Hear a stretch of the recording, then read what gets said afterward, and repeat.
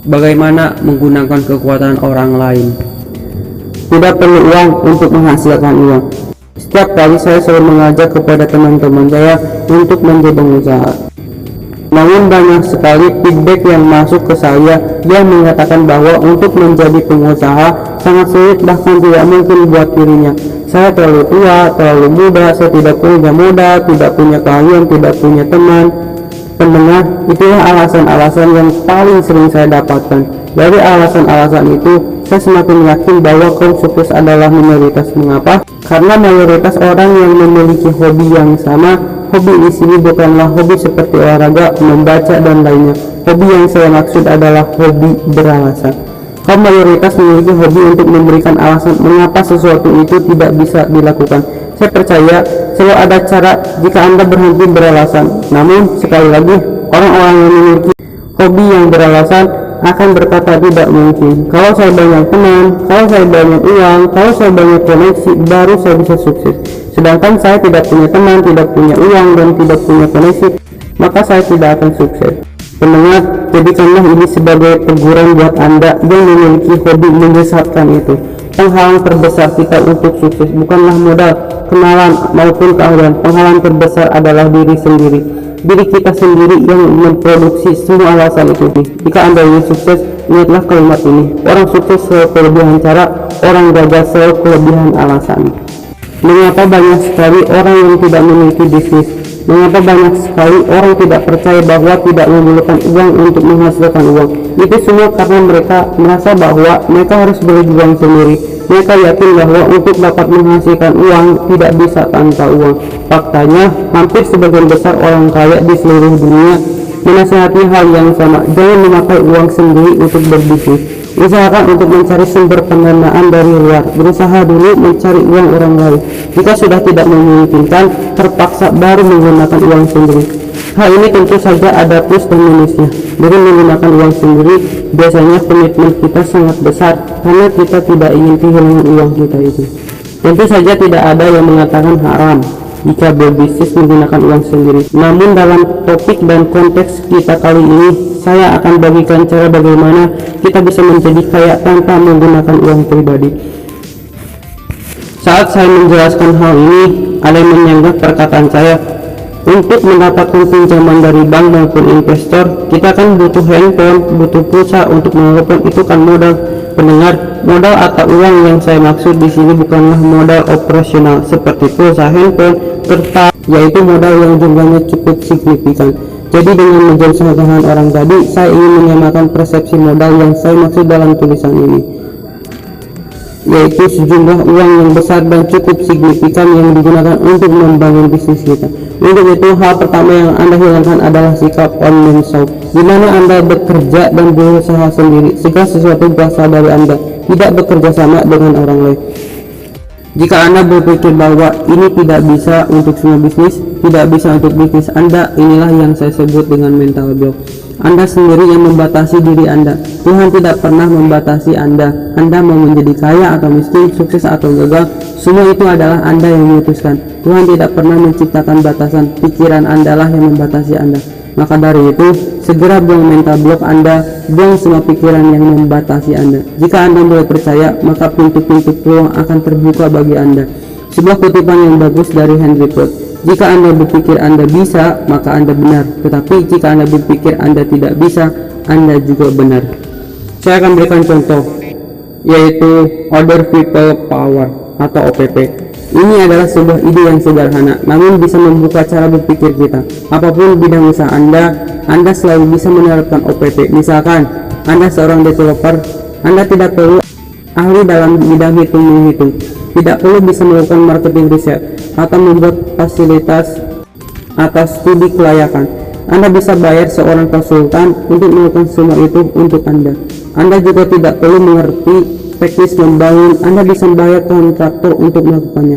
Misalkan Anda seorang internet marketer, Anda tidak perlu harus bisa membuat website sendiri. Anda bisa bayar seorang web designer, Anda tidak harus mengerjakan semua sendiri. Dengan informasi ini, segala hal menjadi mungkin. Dengan internet, sudah tidak ada lagi batas wilayah. Ada 7 miliar orang di seluruh dunia yang bisa membantu Anda. Anda bisa memanfaatkan kekuatan orang lain untuk meraih kesuksesan Anda. Yang kedua adalah OPM atau Other People Money. Dalam menjalankan suatu bisnis, kita bisa menggunakan uang orang lain.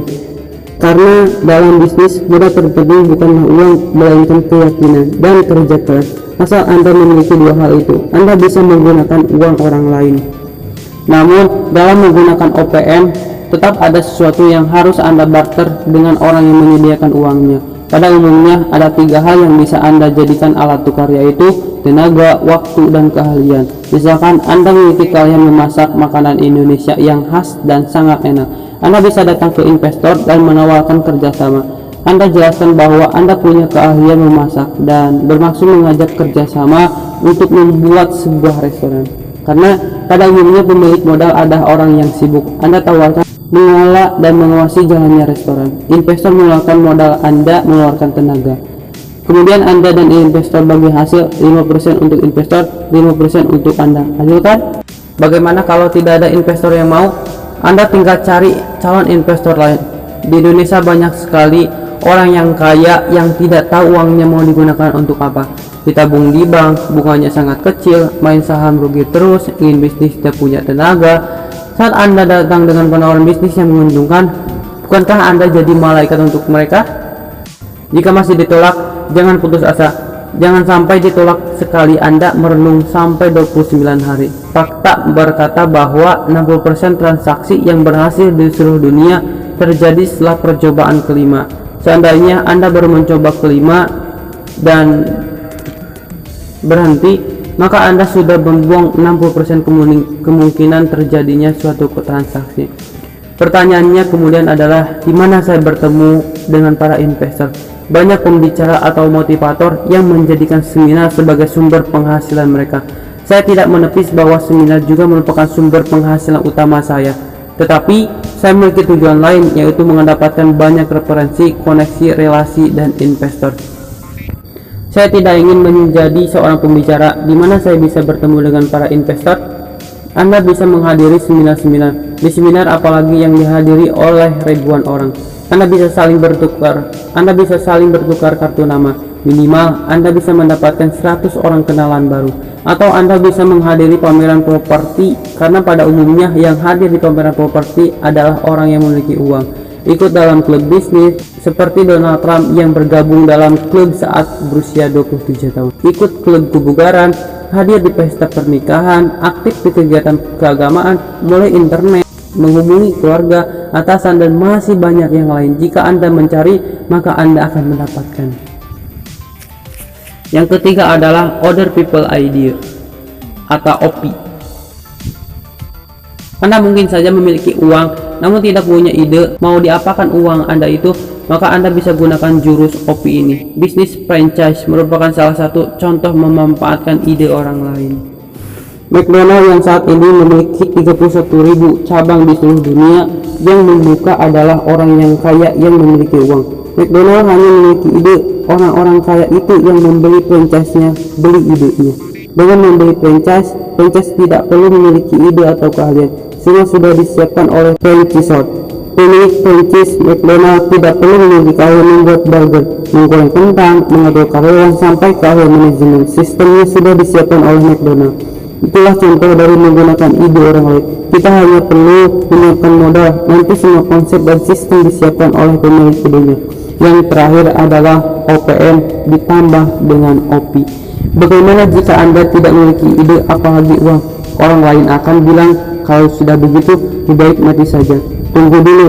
Melalui CD audio ini, pendengar, saya akan mengingatkan Anda untuk jangan buru-buru mati. Jika menghadapi kondisi tersebut, masih ada jurus OPM ditambah OPI.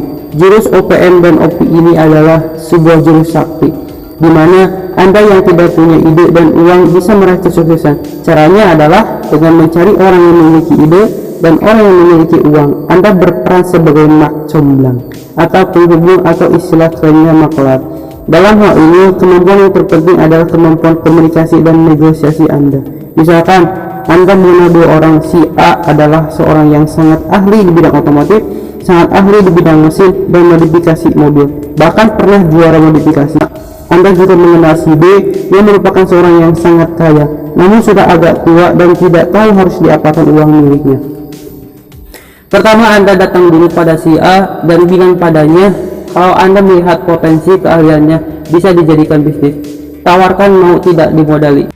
Saat si A setuju, Anda bisa datang pada si B, bilang kalau Anda ada prospek bagus di bidang otomotif. Tawarkan si B untuk menjadi investor Anda. Jika si B juga setuju, Anda tinggal mempersatukan A dan B. Anda mungkin bertanya lagi, bagaimana kalau setelah A dan B bertemu, mereka malah kerja sama sendiri? Saya tidak dilibatkan dan tidak mendapatkan bagian apa-apa. Disinilah pentingnya MOU, perjanjian kerjasama hitam di atas putih. Sebelum Anda mempertemukan kedua belah pihak, saat si A setuju, maka dibuat perjanjian yang mengatakan dia akan menerima 40% pembagian keuntungan. Demikian saat si B setuju, dibuat perjanjian yang sama. Jadi Anda akan mendapatkan uang, jasa 20%. Semua diuntungkan dengan kesepakatan itu. Tapi kan tidak mudah meyakinkan orang-orang seperti A dan B. Kalau A dan B tidak mau, bagaimana? Saran saya, cari yang lain. Masih ingat? Yang terakhir adalah setiap kali berbisnis pasti ada syaratnya. Syarat untuk mempunyai bisnis yang berhasil adalah bekerja bersama orang-orang terbaik.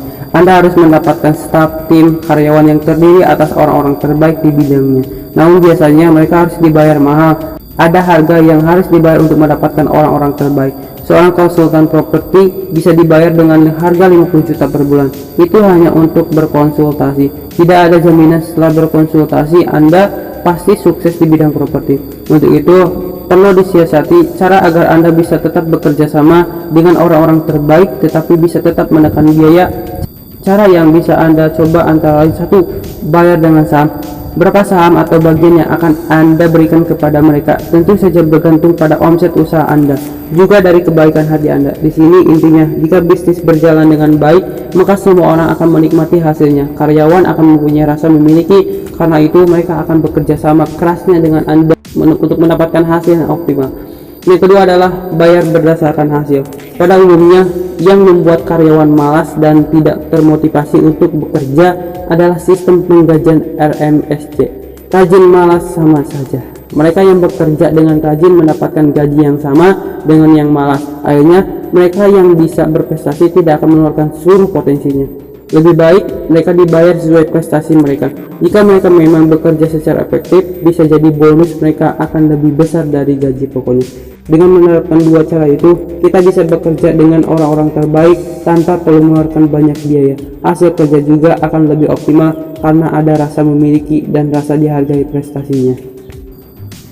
Jika Anda para company, organisasi yang ingin mengundang kami untuk memotivasi karyawan Anda, sales Anda, marketing Anda, staf Anda, silakan hubungi 0831 2767 0634. Terima kasih, saya Muhajir. See you at the top.